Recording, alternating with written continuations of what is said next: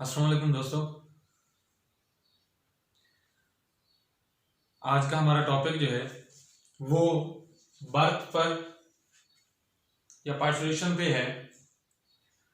तो काइंडली इससे पहले कि मैं अपना लेक्चर स्टार्ट करूं, मेरा चैनल सब्सक्राइब करें और बेल आइकन को प्रेस करें। मेरा टॉपिक है बर्थ और पार्चुरेशन। हमें कंसेक्टिवली एक सिलसिलावार लेक्चर से गुजर रहे हैं और मैंने प्रीवियस लेक्चर में जो कि इसके रिलेटेड था, जिसमें मैंने मंथली साइकिल के रिलेटेड बात की थी फीमेल के अंदर, अब मैं बात करने जा रहा हूं बर्थ की। जो आफ्टर प्रेगनेंसी एक बेबी जो जाइगोट इम्प्लांट होता है वो फीमेल यूट्रस के अंदर, वो इम्प्लांट होते वक्त उसके कुछ सेल्स जो हैं वो अपने स्ट्रक्चर को बढ़ाते हैं और फीमेल यूट्रस की एंडोमेट्रियम के अंदर वो अपने आप को इम्प्लांट करते हैं। वो सेल्स इब्तदाई स्टेज पे ट्रोफोब्लास्ट सेल्स कहलाते हैं, लेकिन बाद में वही सेल्स प्लेसेंटा कहलाते हैं। क्या कहलाते हैं? प्लेसेंटा कहलाते हैं। प्लेसेंटा वो एक कनेक्शन है, प्लेसेंटा एक वो कनेक्शन है जो कि बेबी को, जो कि फीटस को वो अपनी ग़िज़ा लेने के लिए हेल्प करता है मदर से। मगर ये प्लेसेंटा के दरमियान एक बैरियर होता है जिसे प्लेसेंटल बैरियर के नाम से जाना जाता है। ये मदर और फीटस के ब्लड को या बेबी के ब्लड को आपस में मिलने नहीं देता, क्योंकि हो सकता है मां का ब्लड डिफर हो, डिफरेंट ब्लड ग्रुप वाला हो, बच्चे का ब्लड ग्रुप जो है वो डिफरेंट हो। अगर वो मैच करेंगे देन डेथ वाकई हो सकती है। तो ये प्लेसेंटल बैरियर जो है वो ग़िज़ा को या कुछ प्रोटीन्स को ट्रांसफर तो होने देता है, गुजरने देता है, लेकिन ये रोकता है मां के ब्लड को बच्चे के ब्लड से मिलने से, ये प्लेसेंटा। अब उसके अलावा यूट्रस की वॉल में ये प्लेसेंटा जो है वो एक कनेक्शन मां के जो है वो साथ होता है। प्लेसेंटा ये कनेक्शन के जरिए बेबी की एब्डोमिनल रीजन से जुड़ा होता है, जिसे अम्बिलिकल कार्ड के नाम से जाना जाता है।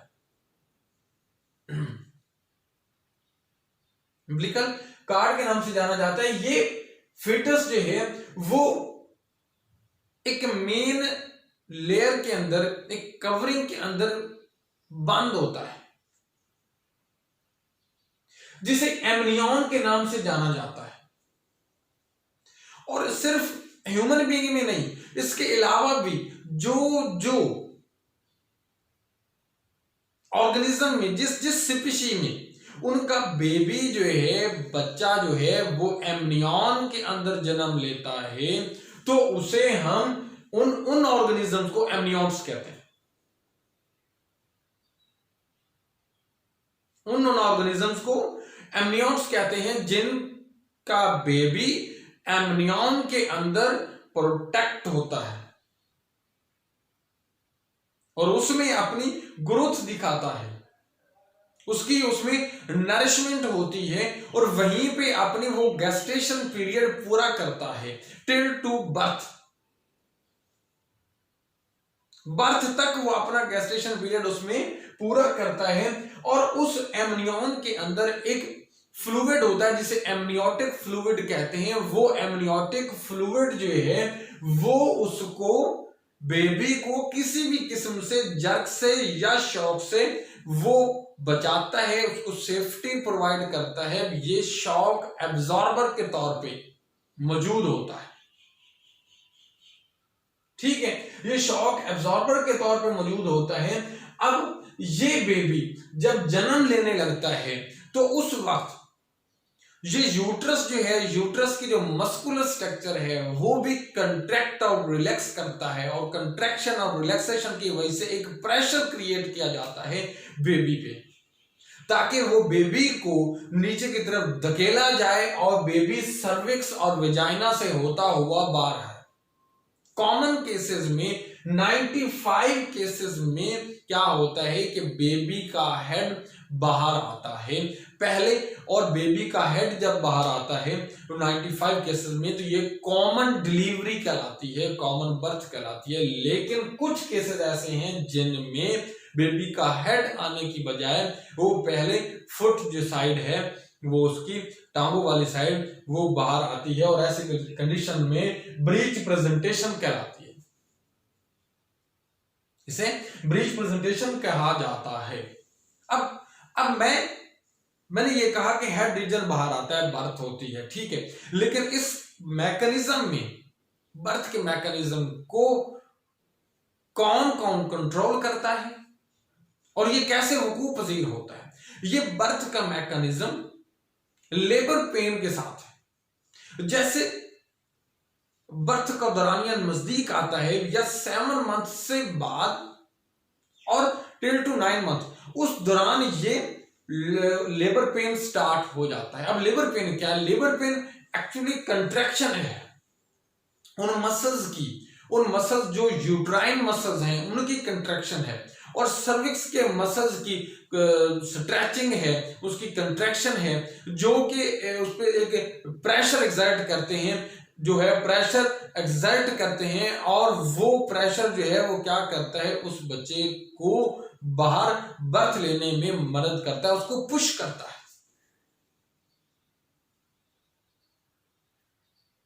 अभी ये लेबर पेन फीमेल के अंदर जो एक्सर्ट किया जाता है, ये लेबर पेन एक्चुअली वहां पे ये एक बच्चा जो है जब एक फीटस मां के पेट में होता है उस वक्त ये यूट्राइन वॉल में होता है, ये तकरीबन 12 वीक तक अपने ऑर्गन्स बना चुका होता है। उसके बाद जो बाकी गेस्टेशन पीरियड है वो उसकी ग्रोथ का है, वो उसकी नशोनुमा का है, वहां पे इसके ऑर्गन्स जो है वो नशोनुमा लेते हैं, उनकी ग्रोथ होती है। अब इस वक्त जब वो एक फीटस जो है वो अपने ऑर्गन्स बना चुका होता है और ग्रोथ कर चुका होता है, ग्रोथ कर रहा होता है, और 7th जो है वो मंथ तक पहुंचता है, उससे आगे की तरफ जाने की कोशिश करता है, मतलब आगे की तरफ जाता है, आगे 8th और 9th मंथ की तरफ जाता है, जो है वो 3rd ट्राइमेस्टर की तरफ जाता है। तो उस वक्त कंट्रैक्शन जो होती है यूट्राइन मसल्स में वो थोड़ी थोड़ी हो रही होती है, वो कंट्रैक्शन हो रही होती है, उसे ब्रैक्सटन हिक्स कंट्रैक्शन के नाम से जाना जाता है, ब्रैक्सटन हिक्स कंट्रैक्शन के नाम से जाना जाता है। ये ब्रैक्सटन हिक्स कंट्रैक्शन जो है ये 2 तरह की कंट्रैक्शन पर मुश्तमिल है, यूट्राइन वॉल कंट्रैक्शन और cervix stretching. Uterine wall contraction और सर्विक्स स्ट्रेचेस जो है उस पर मुश्तमिल है। लेकिन इसका जो प्रेशर है वो ज्यादा एक्सर्ट होता है आफ्टर 7 मंथ, और नियर टू 9 मंथ ये बहुत ज्यादा होता है। और जब फर्स्ट बर्थ होने लगती है, मतलब फर्स्ट प्रेगनेंसी के बाद फीमेल फर्स्ट बर्थ देने लगती है, जन्म देने लगती है, तो उस वक्त ये प्रेशर जो है वो ज्यादा होता है और ये लेबर पेन ज्यादा ड्यूरेशन तक रहता है। अब ये लेबर पेन 2 मैकेनिज्म के जरिए वकूफ पजीर होता है। पहला फर्स्ट स्टेज ऑफ लेबर के नाम से जाना जाता है। अब फर्स्ट स्टेज ऑफ लेबर में यूट्राइन वॉल जो है वो कंट्रैक्ट करती है, और कंट्रैक्ट करने के बाद वो पुश करती है, एक गालबन 250 पाउंड के राउंड अबाउट वो प्रेशर एक्सर्ट करती है ताकि वो बेबी को पुश किया जा सके, वो सर्विक्स की तरफ जाए। और जब वो सर्विक्स की तरफ हेड जाएगा तो हेड का सर्विक्स की तरफ जाना वो सर्विक्स के जो मेम्ब्रेन्स हैं उनको स्ट्रेच करेगा और रास्ता बनाएगा अपने जाने का। अब यहां पे क्या है कि इसे पॉजिटिव फीडबैक इनिशिएशन के नाम से भी जाना जाता है। जैसे वो कंट्रैक्ट किया, उस यूट्राइन मसल्स, यूट्राइन वॉल ने कंट्रैक्ट किया और उनके कंट्रैक्शन के नतीजे में हुआ क्या कि बेबी ने आगे की तरफ अपने आप पुश हुआ, और जैसे पुश हुआ उसका हेड जो है वो सर्विक्स की जानिब था, उस हेड ने पॉजिटिव फीडबैक दिखाया और उसके नतीजे में सर्विक्स ने स्ट्रेच होना शुरू किया और वो जो है वो डायलेट किया। सर्विक्स ने डायलेट किया, सर्विक्स स्ट्रेच हुई और डायलेट किया। ये पॉजिटिव फीडबैक है। ये कहा जाता है कि ये भी एक इनिशिएशन है बेबी के बर्थ की, ये मैकेनिज्म भी इन्वॉल्व है। हेड जो है वो बेबी का वो सर्विक्स को स्ट्रेच करने में और डायलेट करने में इन्वॉल्व है। अब ये जो फर्स्ट स्टेज ऑफ लेबर है, यूट्राइन वॉल की कंट्रैक्शन है, ये फर्स्ट प्रेगनेंसी में 8 to 24 आवर्स तक रहती है। 8 to 24 आवर्स तक ये लेबर जो है वो फर्स्ट स्टेज ऑफ लेबर जो है वो रहती है फर्स्ट प्रेगनेंसी में। लेकिन जैसे आगे दूसरी, तीसरी, चौथी या नेक्स्ट प्रेगनेंसीज की तरफ जाती है फीमेल, तो उस वक्त ये फ्यू मिनट्स तक जो है वो हो जाती है। इट मीन है कि फर्स्ट बर्थ जो है वो बहुत ज्यादा जो है वो तकलीफ दे हो सकती है, लेकिन जैसे मोर बर्थ होंगी तो ये जो है वो लेबर पेन जो है वो आसान होता जाएगा, जो है वो उसकी कंट्रैक्शन रिलैक्शन थोड़े मिनट्स के लिए होगी और तकलीफ जो है वो कतरे पहले की निस्बत जो है वो कम हो जाएगी। अब उसके बाद सेकंड स्टेज ऑफ लेबर। ये फर्स्ट प्रेगनेंसी में 30 मिनट के राउंड अबाउट रहती है और आफ्टर फर्स्ट प्रेगनेंसी ये 1 मिनट तक जो है वो रहती है। अब इसमें क्या होता है कि इसमें वो फ्लूइड जिसने उसको एमनियन के अंदर भरा हुआ था, एमनियोटिक फ्लूइड था, इस स्टेज पे क्या होता है कि जब जैसे बेबी को प्रोपेल किया जाता है और यहाँ पे हाँ अगर ज्यादा प्रेशर एक्सर्ट किया जाए फर्स्ट प्रेगनेंसी में, अगर ज्यादा प्रेशर एक्सर्ट किया जाए यूट्राइन कंट्रैक्शन की तरफ से, तो होता क्या है उस वक्त हो सकता है, पॉसिबिलिटी ये हो सकती है कि जो बेबी है, जो फीटस है, उसकी जो क्या है कि वो कैपिलरीज वगैरह या वेन्स वगैरह वो दब जाएं और उसके नतीजे में जो ब्लड की सर्कुलेशन है वो रुक सकती है। और ब्लड की सर्कुलेशन में ऐसी कंडीशन में लेबर पेन की कंडीशन में वक्त जो है अगर ज्यादा प्रेशर एक्सर्ट हो जाएगा तो नतीजा ये भी हो सकता है कि बेबी की डेथ भी हो सकती है। और समटाइम जो है वो डॉक्टर्स जो है कुछ ऐसे स्टिमुलेंट्स यूज करते हैं, ऐसे स्टिमुलेंट्स जो है वो यूज करते हैं जो यूट्रस की कंट्रैक्शन में हेल्प करते हैं। और अगर उन स्टिमुलेंट्स की मिकदार ज्यादा इस्तेमाल कर ली जाए, उनकी मिकदार ज्यादा इस्तेमाल कर ली जाए तो वो भी ज्यादा से ज्यादा यूट्राइन वॉल की कंट्रैक्शन करवाते हैं। और जब वो ज्यादा कंट्रैक्ट करेंगे प्रेशर ज्यादा एक्सर्ट होगा और उसके नतीजे में भी बेबी की डेथ वाकई हो सकती है। और बेबी की डेथ ड्यूरिंग बर्थ, और अगर इस दौरान फीमेल जो है वो हिम्मत हार जाती है और रेस्ट में चली जाती है, तो इस दौरान ना सिर्फ बेबी की डेथ बल्कि मदर की डेथ भी वकूअ पजीर हो सकती है। और हाँ, ये कंट्रैक्शन और रिलैक्सेशन जो है ये लगातार नहीं जारी रहती, इसमें कुछ टाइम के लिए पॉज भी लेती है, रिलैक्स भी करती है, वक्फा भी मिलता है। लेकिन वो वक्फा जो है वो ज्यादा ड्यूरेशन का अगर होगा तो वो दोनों के लिए, बेबी और मदर के लिए नुकसानदेह हो सकता है। लेकिन ये थोड़ी देर के लिए होता है वक्फा, उसको रिलैक्स करने के लिए होता है। अब यहां पे सेकंड स्टेज में क्या होगा कि इस दौरान कि ये फटेगी मेम्ब्रेन और फ्लूइड जो है वो बाहर निकलेगा। फ्लूइड जैसे बाहर निकलेगा वो सर्विक्स और वजाइना के थ्रू बाहर निकलेगा, तो एक वो लुब्रिकेशन फराहम करेगा उस बेबी को। पहले फ्लूइड बाहर निकलेगा, वो जैसे बाहर निकलेगा वो उसको क्या करेगा, हेल्प करेगा और बेबी जो है वो ज्यादा तेजी से वो क्या करेगा, मूव करेगा बाहर की जानिब, और वो जैसे वो पुश होगा ज्यादा तेजी से, वो ज्यादा जो है वो एक्सर्ट करेगा सर्विक्स पे, उसको डायलेट करेगा, उसको स्ट्रेच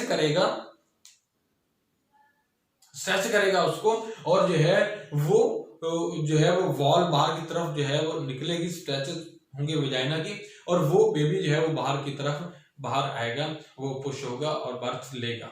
अब इस दौरान में जो हार्मोन्स जो हैं वो कौन कौन से इफेक्ट करते हैं।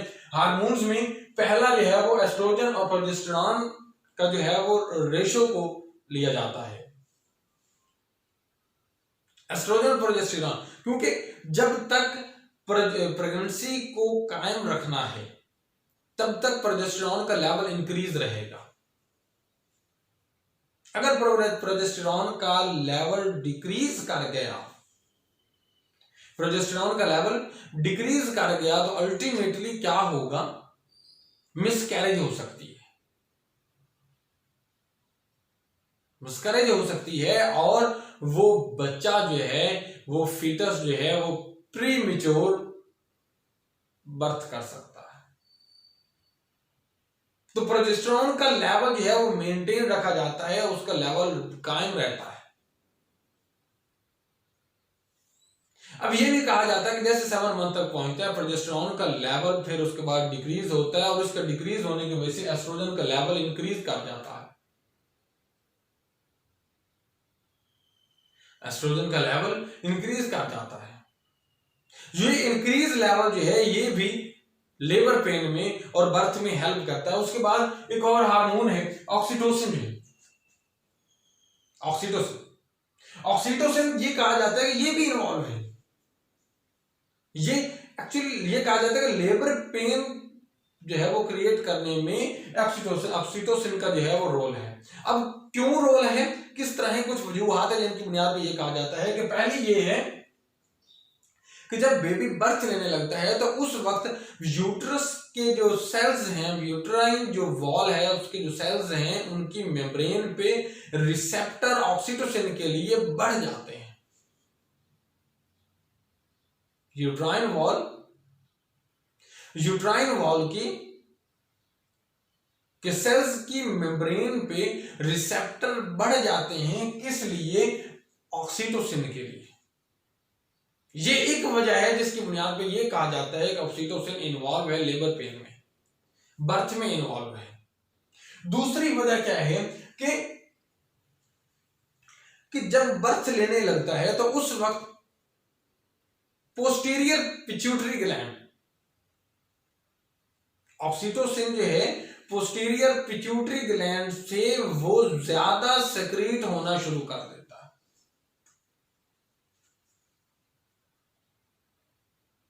पोस्टीरियर पिट्यूटरी ग्लैंड से मतलब पिट्यूटरी ग्लैंड का पोस्टीरियर पोर्शन जो है वो उससे ऑक्सीटोसिन की मिकदार कंसंट्रेशन जो है वो ज्यादा सेक्रेट होना शुरू हो जाती है जब नियर टू बर्थ पहुंचता है,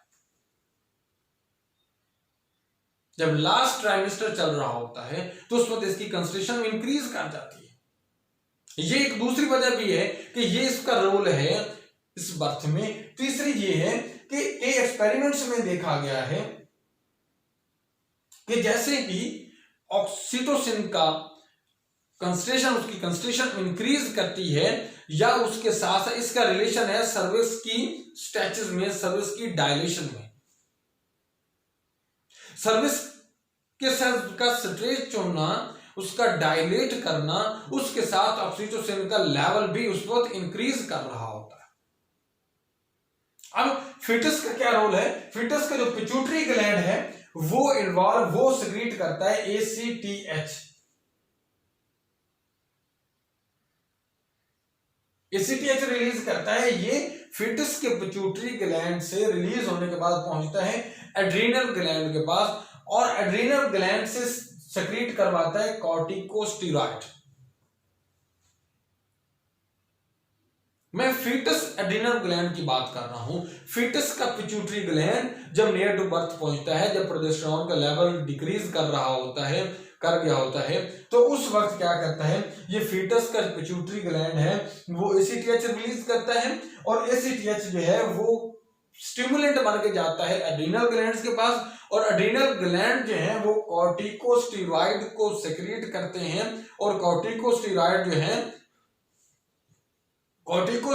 जो है वो क्या करते हैं, प्लेसेंटा बैरियर के थ्रू, प्लेसेंटल बैरियर के थ्रू क्रॉस करके मदर के ब्लड में शामिल हो जाते हैं, और मदर के ब्लड में शामिल होने के बाद वो मदर के पिट्यूटरी को जाके अफेक्ट करते हैं और वहां से ऑक्सीटोसिन की रिलीज करवाते हैं, जो कि लेबर पेन में इन्वॉल्व है।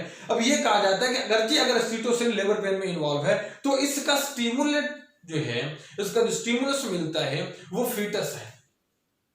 फीटस खुद बजाते खुद नियर टू बर्थ जो है वो इसकी प्रोडक्शन में इन्वॉल्व है और उसको स्टिमुलेट करता है। अब इसके बाद क्या है कि जैसे ये लेबर पेन जो है वो बर्थ में इन्वॉल्व है, बच्चे की बर्थ में इन्वॉल्व है, पार्चुरेशन में इन्वॉल्व है। जैसे जो है वो बेबी बाहर आता है, बेबी का हेड जो है वो रीजन बाहर आता है, तो उसके बाद और ज्यादा पुश किया जाता है, बेबी पूरा बाहर आता है, तो इसके साथ इसका अम्बिलिकल कार्ड जो है वो भी, और उसके साथ उस वक्त क्या होता है कि यूट्राइन वॉल जो है वो मदर की कंट्रैक्ट करती हैं, और कंट्रैक्ट करने के बाद प्लेसेंटा को जो है वो अलग कर देती हैं और प्लेसेंटा को भी बाहर निकाल देती हैं। बर्थ के बाद प्लेसेंटा को भी बाहर निकालता है, अम्बिलिकल कार्ड वगैरह कोई बाहर निकाला जाता है, और साथ ब्लीडिंग भी होती है, और जो नियर अबाउट ब्लीडिंग है 350 मिलीलीटर 350 मिलीलीटर जो है वो ब्लीडिंग उस वक्त होती है। और ये प्लेसेंटा का बाहर आना और साथ मटेरियल का बाकी का बाहर आना, और ये एमनियन वगैरह का बाहर आना, और ये ब्लड का जो है वो ब्लीडिंग होना, उसका रिलीज होना, इसे आफ्टर बर्थ के नाम से जाना जाता है। किसके नाम से जाना जाता है? इसे आफ्टर बर्थ के नाम से जाना जाता है। तो जनाब स्टूडेंट्स, फ्रेंड्स, ये था मेरा आज का lecture about birth and parturition. अगर आप लोगों को लेक्चर पसंद है तो काइंडली इसे लाइक कीजिएगा और चैनल को सब्सक्राइब कीजिएगा। अल्लाह हाफिज।